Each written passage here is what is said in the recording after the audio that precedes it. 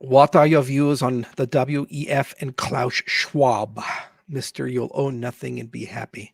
I went to Davos one time, and foundation at the time was under Nathan Kaiser, and all those Swiss people are like, oh, Charles, you have to go to Davos. You have to go. So I went, flew into Zurich, took the train up to Davos.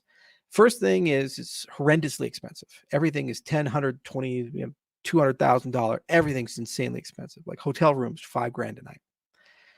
And you get this badge classism. Different color badges mean you can go to different areas in Davos, and I had the lowest tier, so we weren't allowed to go many places. Security every place you went, and it was just one gargantuan I'm more important than you fest. Every interaction, every discussion, every interface with people was who has more money, who has more prestige, who has more power.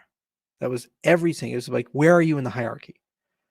And then it was a virtue signaling contest. Every place I went, every person I talked to, oh, let's talk about DEI. Oh, let's talk about ESG.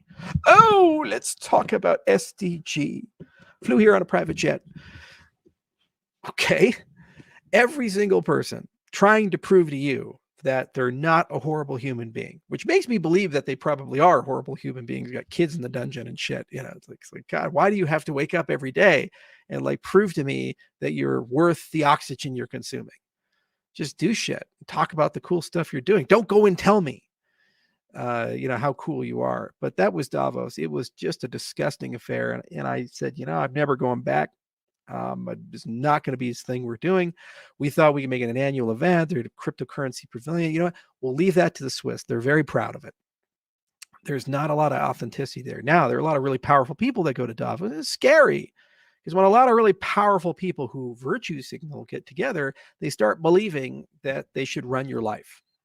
They start believing that they know better than you, and then they have this inside track on the fourth industrial revolution. And that revolution is going to be a fundamental reevaluation of everything. And they just want you to live in a world where you eat bugs and you own nothing and you'll be happy because they'll tell you to be happy. It's pretty dystopian and pretty terrible, the world they want to give us and the way they think about things. And so the best antidote for that is decentralization of power. Deconsolidate things. Give people control of their identity, their money. Give people control of consent. Voting, identity, and money always must be in the hands of the people.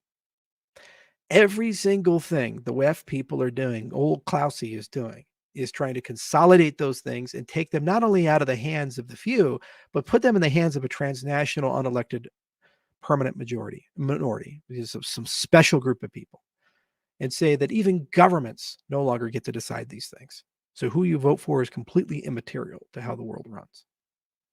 They're globalists. And the minute we do that, we go down that road, you'll wake up in a dystopian hellscape in about 30, 40 years. And it's being accelerated by technology. So it scares me. It really does. And that's why blockchain is the technology of freedom.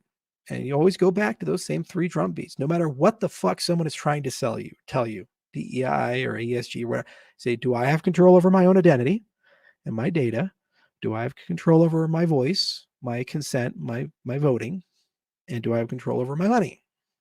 And if what they're doing violates any of those fundamental three things, they are the enemy. They're trying to destroy society. They're trying to put society in the hands of the few and basically have unlimited power forever and tell you how to live your life. Now, if they're helping you do those three things, then we can have a conversation. But I'm just done with them. I'm done with the WEF people, and I'm done with this globalist mindset. We went from 2 weeks to slow the spread to papers, please, in a 2-year period. Forced vaccination of so many people. There's so many horrible things happened that I never thought in my lifetime I would see in the United States of America. And we had them there, and they didn't apologize. They just, let's move on, but we'll do it again.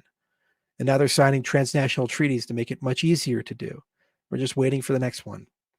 And every time you do it, you lose an enormous amount of freedoms along the way. And that's WEF in a nutshell. So no, it's disgusting to me.